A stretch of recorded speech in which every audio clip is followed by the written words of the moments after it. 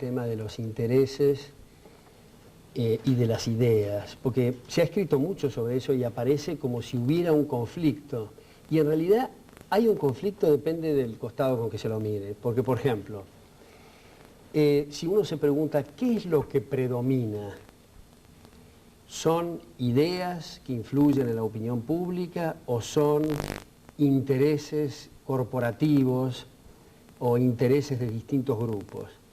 Entonces uno puede plantearlo esto como decir, ya que todos actuamos por nuestro interés personal, cualquiera sea ese interés, sea sublime o sea ruin, actuamos por nuestro interés personal, en el fondo es una especie de perogrullada, porque si no está en nuestro interés o en el interés de quien actúa, en el interés de quien va a estar, entonces las ideas que alguien defiende están en su interés. Entonces hay como una compatibilidad ahí. Pero cuando lo mirás o lo miran desde otro costado y ven intereses, podemos decirle, ilegítimos, o sea, está en interés de Pedro arruinar a Juan, entonces ahí aparece como que hay un conflicto. Y bueno, Olson, Buchanan, Tulloch trabajaron mucho en esta cuestión de los grupos y los distintos intereses, pero aparece acá el tema de los intereses particulares versus los intereses generales. Nosotros diríamos en la tradición liberal que cada uno siguiendo su interés personal, si no se lesionan derechos de terceros, no hay ningún conflicto con el interés general, a menos que se admita como interés personal el lesionar intereses personales o individuales de otros. Entonces sí hay un conflicto entre los intereses particulares y los intereses generales. Y después está la cuestión del corto y el largo plazo, ¿no? En el corto plazo, un interés corporativo puede ver beneficios aún perjudicando los marcos institucionales. Entonces, tenemos como dos grupos acá. La cuestión fascista, corporativa, de hacer prevalecer los intereses de grupo, y la cuestión liberal de prevalecer las instituciones para el beneficio de todos. Ahora, en esta cuestión liberal hay como una cosa a su vez bifronte.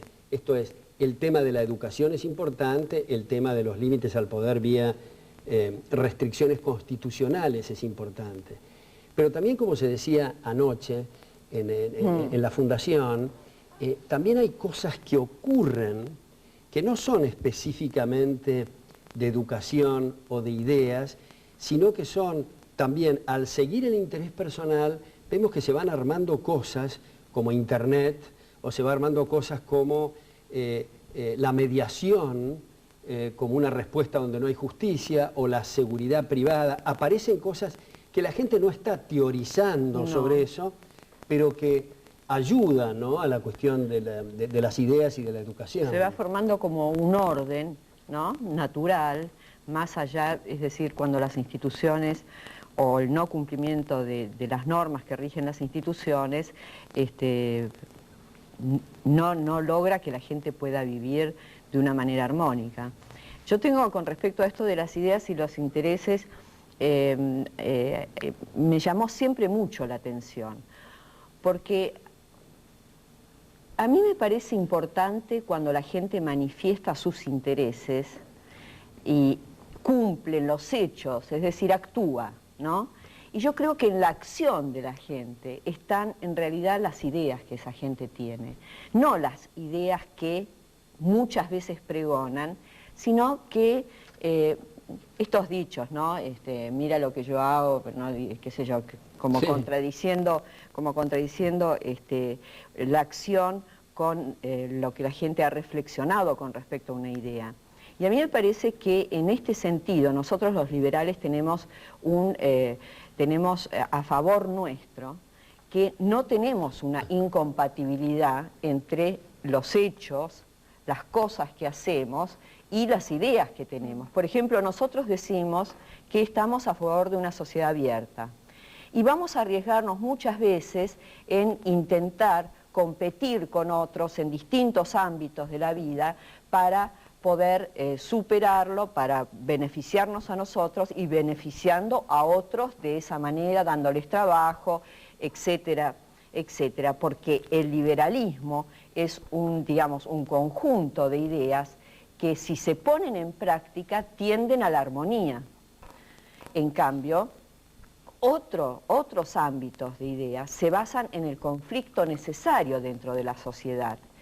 Por un lado, la idea dice, queremos una sociedad igualitaria, hablemos así, digamos, en el marxismo en el sentido más laxo, ¿no? Queremos una sociedad igualitaria, sí, lo decimos, esa es nuestra idea. En los hechos, lo que producimos es un sistema de estratificación social brutalmente rígido y que ha tenido su comprobación empírica en las sociedades donde estas ideas se han tratado de aplicar. Por ejemplo, lo de Galeano que vimos alguna vez.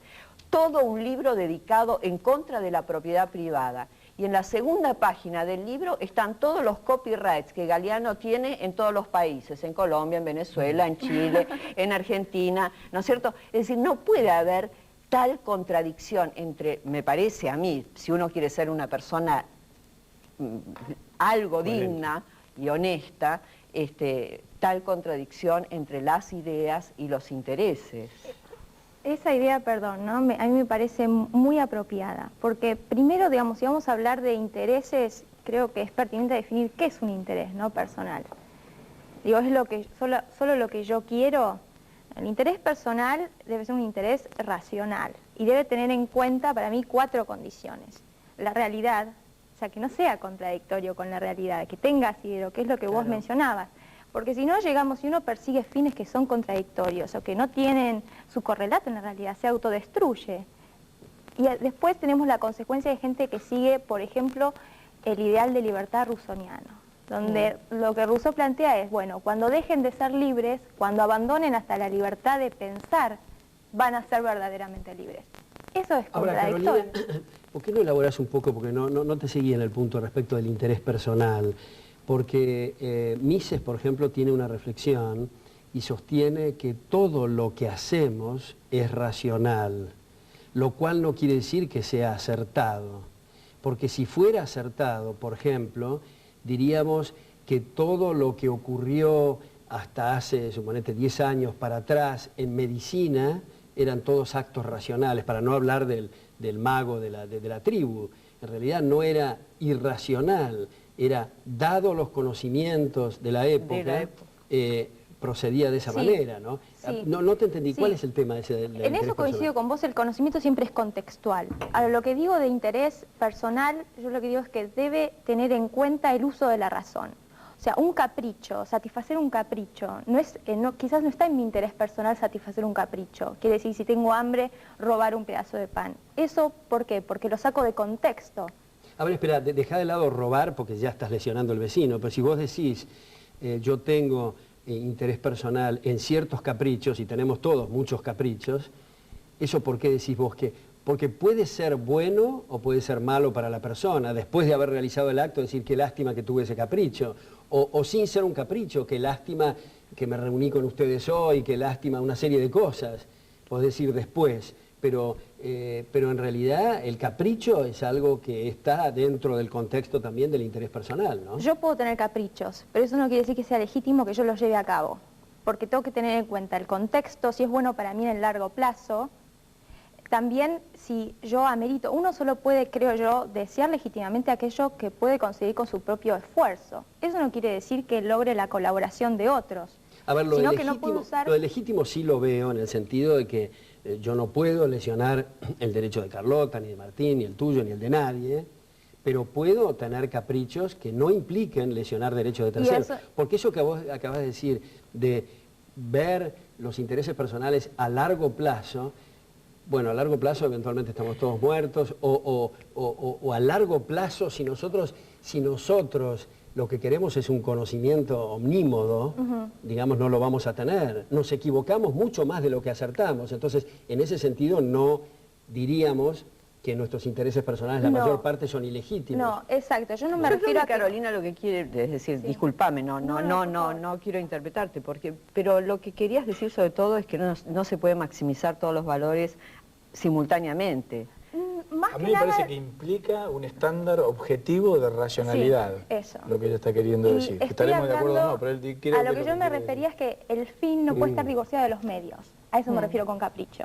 Yo no puedo obtener cualquier cosa a cualquier precio, hay un límite. Y el límite es que, para mí, los hombres son fines en sí mismos. Yo no puedo utilizar a otros hombres como medios para conseguir un fin.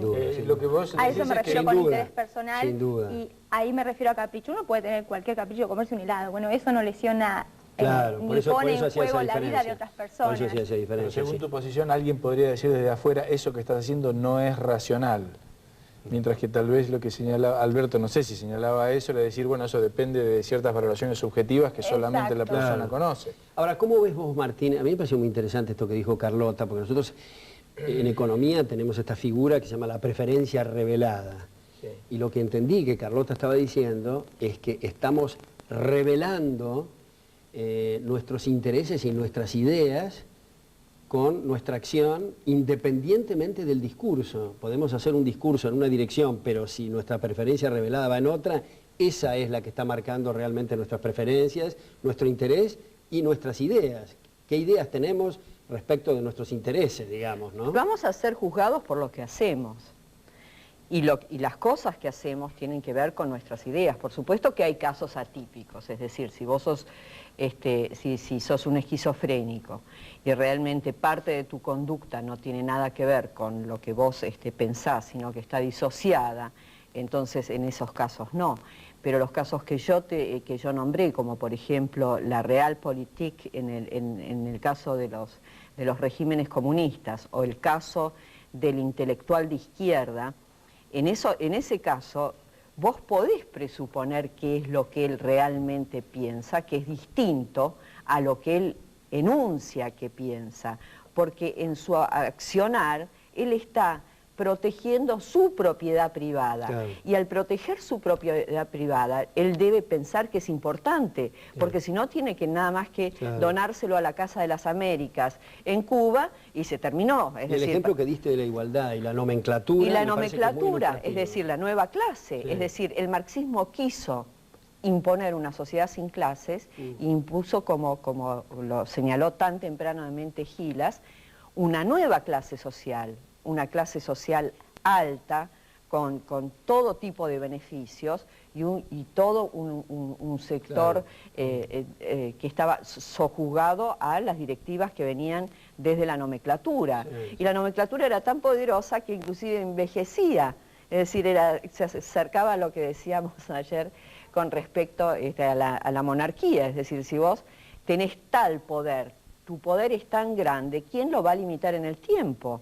A lo sumo se lo darás a tus hijos. Sí. Ahora, lo que vos mencionás respecto al comunismo me parece interesante para enfocar desde otra perspectiva, que es esta.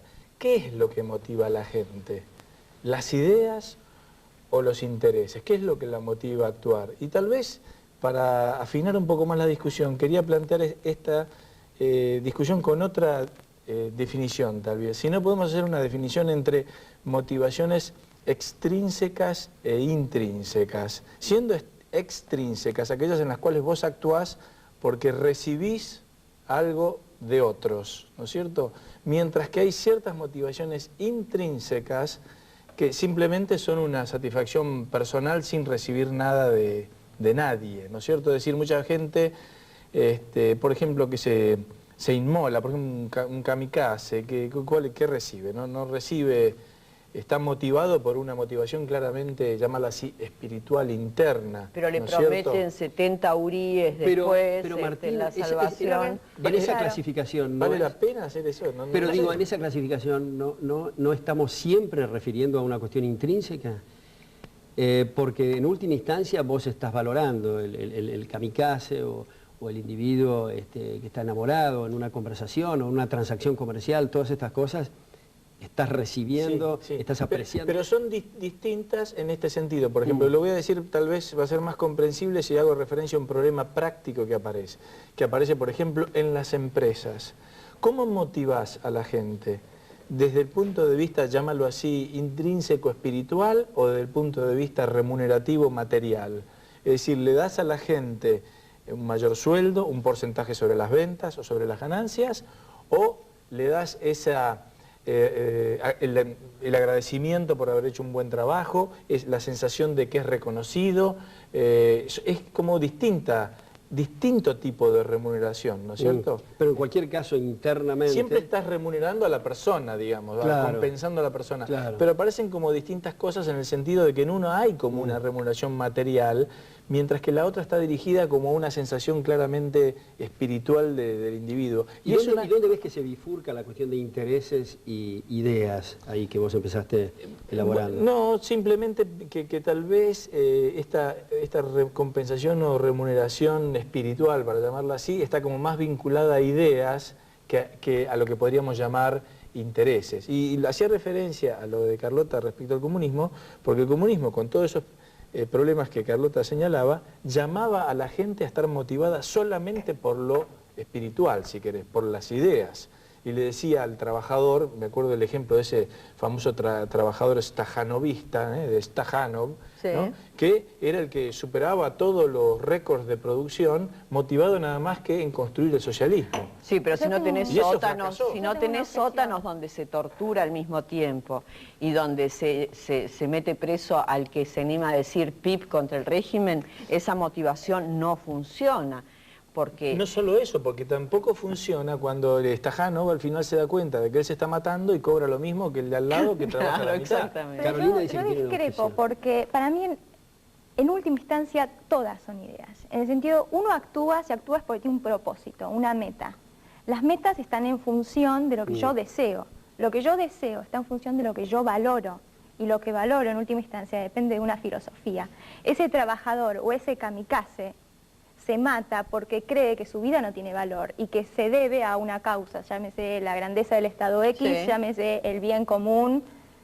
Y sí, el trabajador es lo mismo, es parte de tener una filosofía errada, de poner siempre una causa por sobre el interés particular. Pero no es que el kamikaze actúa sin interés, tiene un interés que es místico. Él cree que si se inmola va a tener la salvación celestial, digo, y eso ya es una cuestión mística. Sí. Ahora que estamos hablando de ideas, tal vez conviene hacer una pequeña nota a pie de página en una expresión que lo hemos comentado con vos, Carlota, en alguna oportunidad, que a mí me disgusta mucho y es la palabra ideología. Por eso hasta ahora no la hemos usado, pero la introduzco porque a veces se usa esa expresión. Ideología, bueno, tiene una connotación marxista, ¿no? Pero también incluso la connotación del diccionario. Es un conjunto de ideas, pero me parece que la acepción que prevalece es algo como cerrado, impenetrable, pétreo.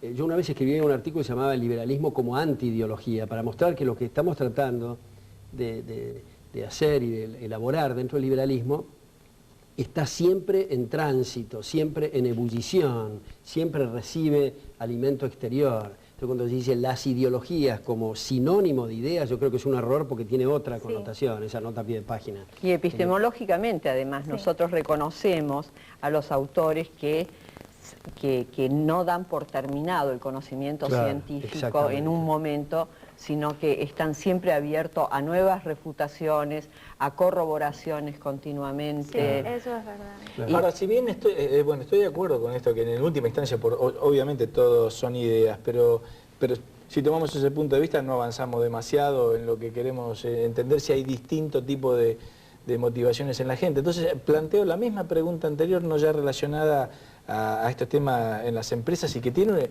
una importancia notable acerca de cómo incentivás y cómo motivás a la gente que trabaja en las organizaciones, sino desde otra perspectiva, por ejemplo. ¿Qué motiva el voto de la gente en una elección? ¿Qué es lo que está votando la gente? ¿Ideas, si querés de nuevo ponerlo así, o intereses en relación a su situación personal? Y muchas veces nosotros sabemos que la gente termina votando cosas que aparentemente van en contra de sus propios intereses. Pero ¿qué es lo que la gente vota? Vamos a ver, la percepción de la gente, que es lo relevante en esto, no si la percepción es correcta, sino la percepción. ¿No te parece, Martín, que hay ahí una vinculación entre ideas e intereses? O sea, ellos suscriben la idea de tal candidato porque piensa que va a favorecer a sus intereses.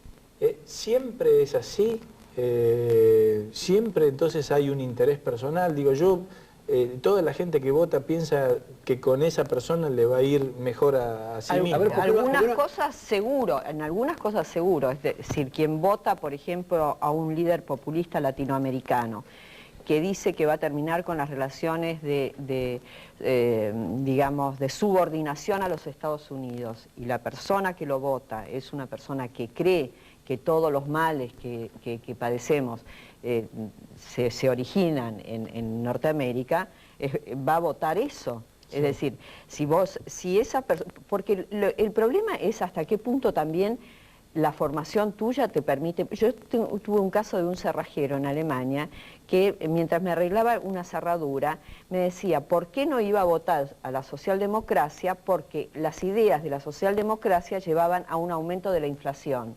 Era cerrajero, es decir, secundario, más 2 años más y después el oficio, es decir, no leyó libros de historia, no leyó historia económica, pero sabía que había una mayor tendencia en ese campo de ideas a una mayor redistribución y por lo tanto generaban a la larga para él ¿Por qué no inflación? exploramos un poco esa idea de Martín? A ver, vos decías, ¿es siempre así? ¿Por qué no hacemos de abogado del diablo? ¿En qué situación puede no ser así? Sí. En lo que dijimos recién. Yo traigo, ni asevero de que sea muy sólida, pero traigo una teoría que presentan en un libro a 2 autores que se llaman Brennan y Lomaski, que señalan esto, que lo que se podría dar en las elecciones es esto, que como su voto no decide el resultado de una elección, entonces uno podría estar inclinado a votar políticas populistas, sabiendo que incluso uno las va a tener que, de pronto si ganan, va a tener que pagar, para no pagar el costo de aparecer, como te dijera, contra la corriente mayoritaria de la sociedad. Es decir, todo esto viene a colación porque vos encontrás gente, por ejemplo, que te dice, bueno, yo creo que hay que proteger la industria nacional. Y sin embargo la gente va y vota y después va a tener que pagar un auto 2 o 3 veces más caro de lo que tendría que haber pagado. Así que ese voto va aparentemente directamente en contra de su propio interés. A ver, pero si profundizamos eso, el individuo, entonces, que vota por un partido que sabe que le va a hacer daño, pero lo hace porque los demás lo hacen, porque no quiere descolocarse, porque quiere ir con la corriente.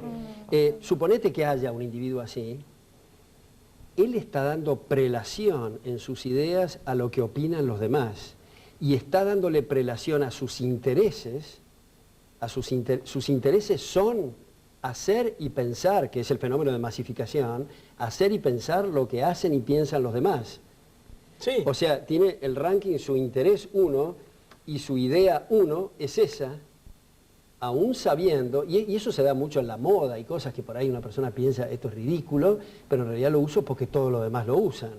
Sí, pero en el cuarto oscuro y con voto secreto, yo creo que, no sé en qué contexto lo plantean estos autores, pero me parece muy difícil. El incentivo es muy bajo, bajo. Yo creo... los programas... Claro, puede salir el cuarto oscuro diciendo viva Pepe y claro, en realidad votó a Adolfo. Sí, sí. Lo que es seguro es que donde están expresadas las ideas de los partidos políticos, que son los programas de los partidos, yo hice un trabajo comparativo sobre la programática partidaria en distintos países. Los programas no los lee nadie en ninguna parte, ¿no? Es decir, nadie es muy fuerte, digamos, no los lee el 95% de la población. Digamos que las ideas que el partido expone a la opinión pública no generan demasiado votos, sino que mucho más luz, imagen, sonido y slogans, lo que hace que la gente vote. En esos slogans la gente tiene que identificar sus intereses con esas ideas que se expresan en slogans muy, muy fáciles de entender, muy rápidos y acompañados por imágenes. Es decir, nosotros vamos a defender la seguridad en el coso y con armas atrás y el fuego y qué sé yo. Entonces, eso impacta sobre el voto. Las ideas no impactan sobre los votos. Porque otra vez en el mundo empresario se ve el tema de las ideas y los intereses, ¿no? Que un empresario te diga, bueno, está muy bien, yo entiendo lo que me estás diciendo de eso, pero a mí eso me importa nada, porque lo que me importa es salvar mi empresa y por lo tanto quiero ese subsidio o quiero ese arancel. En realidad, se puede ver de distintas maneras. Una manera de verlo es que sus ideas son proteccionistas. En la práctica, como vos decías antes, la preferencia revelada. O sea, no hay una incompatibilidad. O sea, esto de intereses e ideas depende del plano en que lo pongas, ¿no? Para que haya concordancia o que sean mutuamente excluyentes. Pero el plano es importante, porque desde ya que todos...